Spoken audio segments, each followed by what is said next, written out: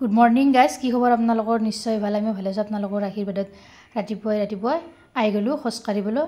এয়া মই আমাৰ ৰাণু মণ্ডল, মণিৰাম দেৱান। ভাবিলোঁ আপোনালোকক অলপ দেখুৱাম। এতিয়া আহিছোঁ এটা ৰেচিপিৰ ভিডিঅ' লৈ আপোনালোকৰ মাজলৈ। চাওক আজি কি ৰেচিপি বনাম। গাইজ আজি কি বনালোঁ জানেনে? আজি এয়া মাছৰ মুখ কিহেৰে সৈতে বনাইছোঁ। এয়া লাও দেখিছেনে? এয়া লাও মাছ, ফ্ৰেছ লাওৰে সৈতে ফ্ৰেছ মাছ বনাইছোঁ। কি যে সোৱাদ লাগে নহয় এই লাও আৰু মাছৰ তৰকাৰীবিধ। আপোনালোকে এবাৰ ট্ৰাই কৰিব।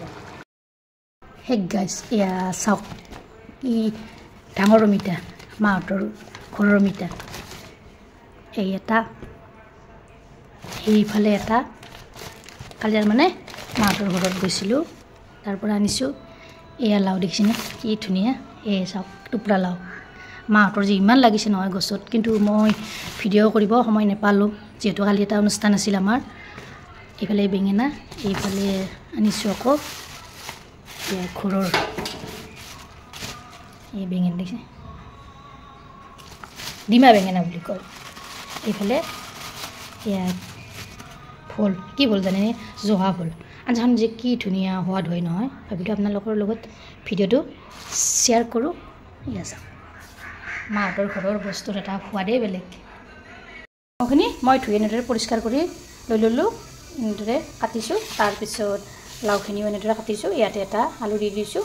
তাৰপিছত এয়া পিঁয়াজ, ডাঙৰ পিঁয়াজ এটা কাটি লৈছোঁ। চাই থাকক ভিডিঅ'টো সম্পূৰ্ণভাৱে আৰু স্কিপ নকৰাকৈ। গাইজ আজি এয়া কি ধৰিব পাৰিছেনে? এয়া হৈছে লাও, ঘৰৰ লাও, ফ্ৰেছ লাও, মাহঁতৰ ঘৰৰ গছৰ পৰা আনিছোঁ। আজি লাও বনাম মাছৰ মূৰেৰে সৈতে। সম্পূৰ্ণ ভিডিঅ' আহি আছে, আপোনালোকে চাব। গাইজ আজি আপোনালোকৰ মাজলৈ লৈ আহিছোঁ লাওৰ অন্য এটা ৰেচিপিৰ কাৰণে। এয়া লাও মই এফাল কাটি লৈছোঁ এনেদৰে। তাৰপিছত আজি লাও বনাম কিহেৰে? এয়া মাছৰ মূৰ লৈছোঁ দুফাল, এটা পিঁয়াজ কাটি লৈছোঁ। চাই থাকক ভিডিঅ'টো সম্পূৰ্ণভাৱে আৰু স্কিপ নকৰাকৈ। এতিয়া মই প্ৰথমতে লাওখিনি কুকাৰ এটাত চিটি মাৰি ল'ম। এয়া কুকাৰটোত মই চিটি মাৰিব দিলোঁ, 4-5টা চিটি মাৰি ল'ম। অলৰেডি কেৰাহীটো গৰম হ'বলৈ দিছোঁ, তেলখিনিও দি দিছোঁ। ইয়াতে এতিয়া মই পিঁয়াজখিনি দি দিছোঁ, আৰু কেঁচা জলকীয়া দি দিছোঁ।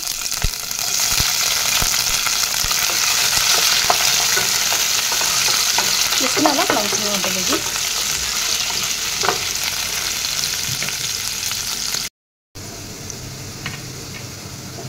ইয়াত দেখিছেনে পিঁয়াজখিনি ধুনীয়াকৈ নৰম হৈছে। ইয়াতে এতিয়া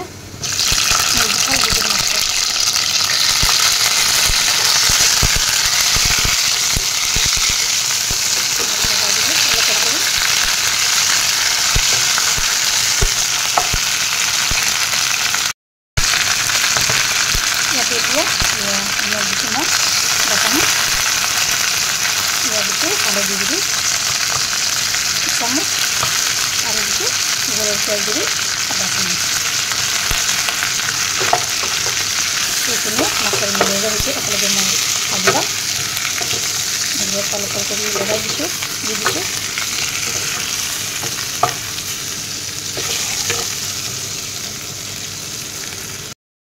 এনেদৰে মাছৰ মূৰখিনি 1 মিনিটমান সময় এনেদৰে ভাজি থাকিম কম জুইতে।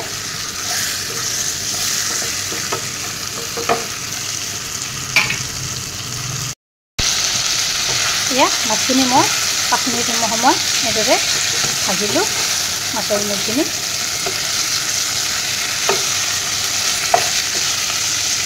ইয়াতে এতিয়া মই এয়া বইল কৰি থোৱা লাওখিনি ইয়াতে বাকি দিম। খুব সহজ পদ্ধতি হয় এই তৰকাৰী, খাবলৈও সোৱাদ লাগে। আপোনালোকে বনাই খাবচোন এনেদৰে। লাও আৰু মাছো দিব পাৰে, মই মাছৰ মূৰেৰে সৈতে বনালোঁ। এইখিনিতে মই ভালদৰে প্ৰায় 10 মিনিট সময় উতলিবলৈ দিম। ঢাকনিখন মই লগাই থৈ দিম। এয়া 10 মিনিট পিছত মই ঢাকনিখন গুচাই দিলোঁ। দেখিছেনে কি ধুনীয়া আছে। ইয়াত বেছি টাইম নালাগেও যেহেতু মই লাওখিনি কুকাৰতে বইল কৰি লৈ লৈছোঁ ধুনীয়াকৈ সিজি গৈছে ইয়া চাকচোন কেনেকুৱা হৈছে আপোনালোকে এনেদৰে এবাৰ ট্ৰাই কৰিব